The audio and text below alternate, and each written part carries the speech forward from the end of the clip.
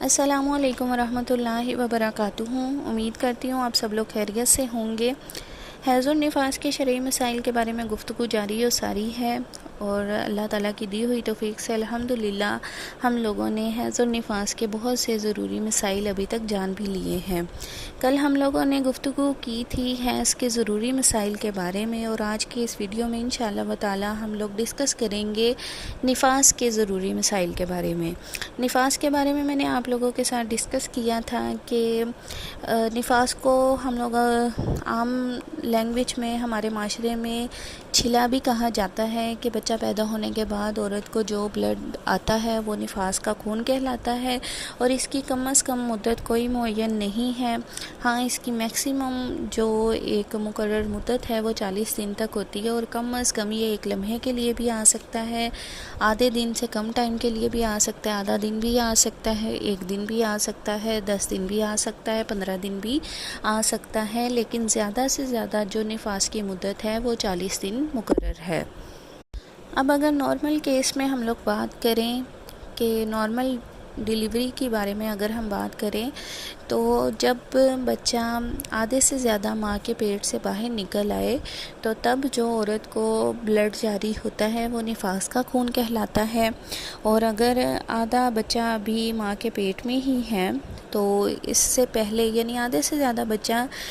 ماں کے پیٹ سے نکل آئے تو پھر جو خون جاری ہوگا وہ نفاس کا خون کہلائے گا، لیکن اگر آدھے سے زیادہ بچہ ابھی ماں کے پیٹ میں ہی ہے اور عورت کو جو بھی خون جاری ہوا ہے وہ نفاس کا خون نہیں کہلاتا، بلکہ وہ استحاضہ کا خون کہلاتا ہے، یعنی بیماری کا خون ہے۔ اور استحاضہ کے بارے میں ہم لوگوں نے ڈیٹیل ڈسکشن کی ہے، جو کہ آپ لوگوں کو چینل پر بآسانی مل جائے گی۔ اب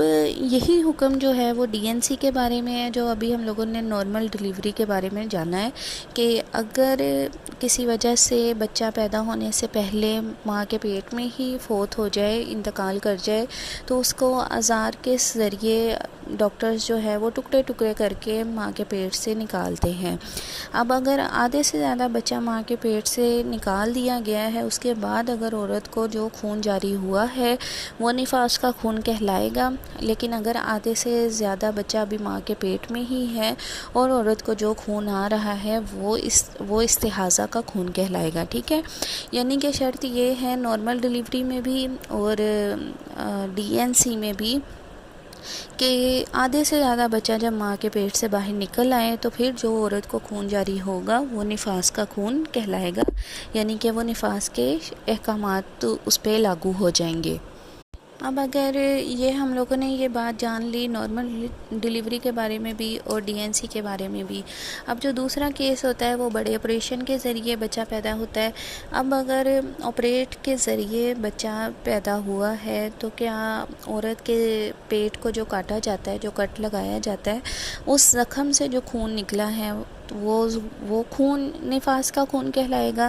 نہیں، بلکہ جو ماں کا پیٹ کاٹ کے بچے کو ڈیلیور کیا جاتا ہے، باہر نکالا جاتا ہے، وہ اس کے اوپر صرف زخم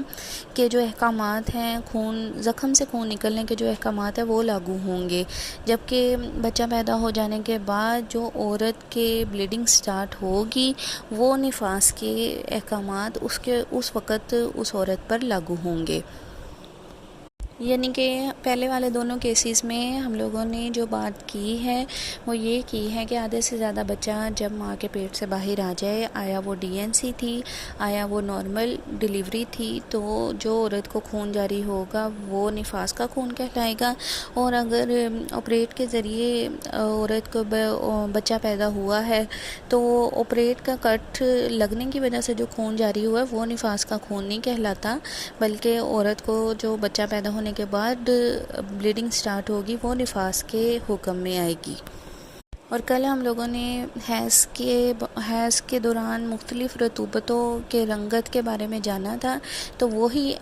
رطوبتیں نفاس کے اندر بھی جاری ہو سکتی ہیں۔ اب یہ تو ہو گیا نارمل ڈیلیوری کا بھی ہم لوگوں نے جان لیا، ہم لوگوں نے DNC کے بارے میں بھی جان لیا، پھر اس کے بعد ہم لوگوں نے آپریٹ کے ذریعے ڈیلیوری کا بھی جان لیا۔ اب اگر کسی کا خدا نہ خواستہ ابورشن ہو جائے، یعنی حمل ساقط ہو جائے، تو جو خون آتا ہے وہ نفاس کا خون ہوگا یا نہیں۔ تو اس کے بارے میں یہ دیکھا جاتا ہے کہ آیا بچے کا کوئی پارٹ آف باڈی بنا ہے ابھی تک یا نہیں بنا، اور یہ بھی ہم لوگوں کو شریعت میں معلوم ہوتا ہے۔ شریعت نے الحمدللہ ہم لوگوں کو ہر طرح کی تعلیم دی ہے کہ 120 دن کا جب حمل گزر جاتا ہے، یعنی جب حمل 120 دن کا ہو جاتا ہے تو ہی اس کے بعد بچے کے پارٹس آف باڈی بننا شروع ہوتے ہیں۔ اس سے پہلے 120 دن تک بچے کا کوئی بھی پارٹ آف باڈی نہیں بنتا۔ تو اس کے لیے ہم لوگ یہ دیکھیں گے کہ اگر حمل کو 120 دن گزر چکے تھے، اس کے بعد ابورشن ہوا ہے، تو اب جو خون آئے گا وہ نفاس کا خون شمار ہوگا۔ لیکن اگر حمل کو بھی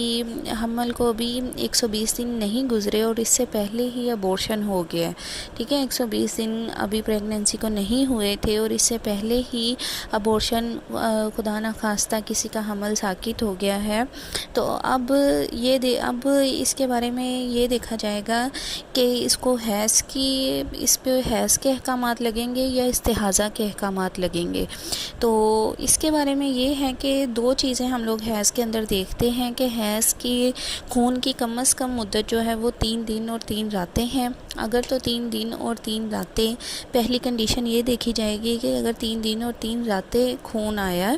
بلیڈنگ ہوئی ہے، تو اور دوسری کنڈیشن اس کے ساتھ یہ دیکھی جائے گی کہ اس سے پہلے 15 دن پاک رہنے کا زمانہ گزر چکا ہے تو حیض ہوگا۔ یعنی اگر 15 دن 120 دن ابھی اگر 120 دن حمل کو گزر چکے ہیں، ٹھیک ہے، تو پھر جو بلیڈنگ سٹارٹ ہوئی ہے ابورشن پہ وہ نفاس کے حکم میں ہوگی۔ لیکن اگر ابھی 120 دن نہیں گزرے اور 15 دن کے بعد، یعنی آپ کو خدا نہ خواستہ ابورشن ہو گیا ہے، پہلی آپ کو ڈیٹ گزری ہے اور 15 دن کے بعد آپ کو فوراً پتہ چل گیا کہ مجھے پریگننسی ہو گئی ہے اگلے مہینے کی، آپ کو پیریڈس آنے سے پہلے اور پھر آپ کو کسی وجہ سے خدا نہ خواستہ آپ کا ابورشن ہو گیا ہے، تو آپ نے یہ دیکھنا ہے کہ پہلے کے 15 دن گزرے ہیں پاکی میں یا نہیں۔ اگر اس سے پہلے پورے 15 دن طہارت کے نہیں گزرے، ٹھیک ہے، تو پھر وہ استحاضہ کہلائے گا۔ اور اگر 15 دن پاکی کے گزر چکے ہیں، 15 دن کے بعد آپ کا ابورشن ہوا ہے پچھلے پیریڈ سے، تو پھر وہ حیض ہی کہلائے گا۔ یعنی اب اس کو سمجھنا ہے، اس طریقے سے سمجھ لیں کہ اگر کسی کے پچھلے پیریڈز ہو کے ختم ہوئے ہیں، ٹھیک ہے، تو ہم لوگوں نے یہ جانا تھا نا ایک حیض اور دوسرے حیض کے درمیان 15 دن کا فاصلہ ہونا چاہیے، ٹھیک ہے۔ اب اگر 15 دن کا فاصلہ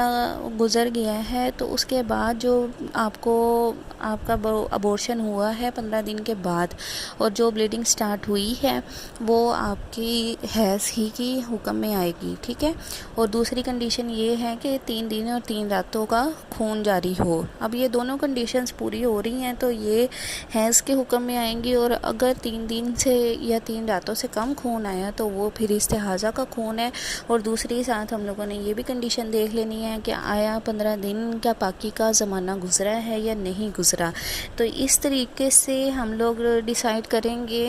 کہ ہم لوگوں کو شریعت یہ بتاتی ہے کہ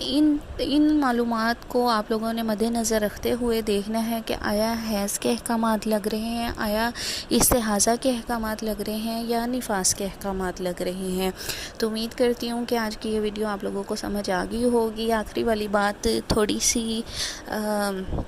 کنفیوز کرنے والی تھی کہ آپ نے یہ بس دیکھنا ہے کہ 120 دن اگر پریگننسی کو گزر چکے ہیں، اس کے بعد اگر کسی کا ابورشن ہوا ہے تو وہ نفاس کا خون ہوگا، جو بھی عورت کو بلیڈنگ جاری ہوگی، ٹھیک ہے۔ اور اگر کسی کو پچھلے پیریڈز کے 15 دن وہ پاک رہی ہے، ٹھیک ہے، اس کے بعد اگر اس کو 15 دن کے بعد، کوئی 21 دن کے بعد، کوئی 41 دن کے بعد ابورشن ہو گیا تو پھر اگر 3 دن اور 3 راتوں کا خون جاری ہوا ہے تو وہ حیض کے ہی حکم اس پہ لاگو ہو جائے گا، ٹھیک ہے۔ لیکن اگر کسی کو 15 دن پاکی کے ابھی گزرے ہی نہیں تھے اور 10ویں دن یا 11ویں 12ویں دن کوئی بلیڈنگ سٹارٹ ہو گئی اور وہ 3 دن اور 3 راتوں سے کم خون جاری ہوا ہے تو پھر وہ استحاضہ کا خون ہوگا، اس کو آپ نے حیض کے احکامات میں نہیں لینا، ٹھیک ہے۔ یہ بس آپ کو امید کرتی ہوں کہ انشاءاللہ تعالیٰ سمجھ آ گئی ہوگی اب۔ تو اللہ تعالیٰ سے دعا ہے کہ اللہ تعالیٰ ہم لوگوں کو دین کا علم سیکھنے والا اور سکھانے والا بنائے، اللہ تعالیٰ ہم لوگوں کو شریعت کا علم سیکھنے والا اور سکھانے والا بنائے۔ اور یہ بالکل میں بار بار آپ لوگوں کے ساتھ یہ بات ڈسکس کرتی ہوں کہ شریعت کے علم سیکھنے میں بالکل بھی نہ شرمایا کریں، کیونکہ اگر ہم لوگ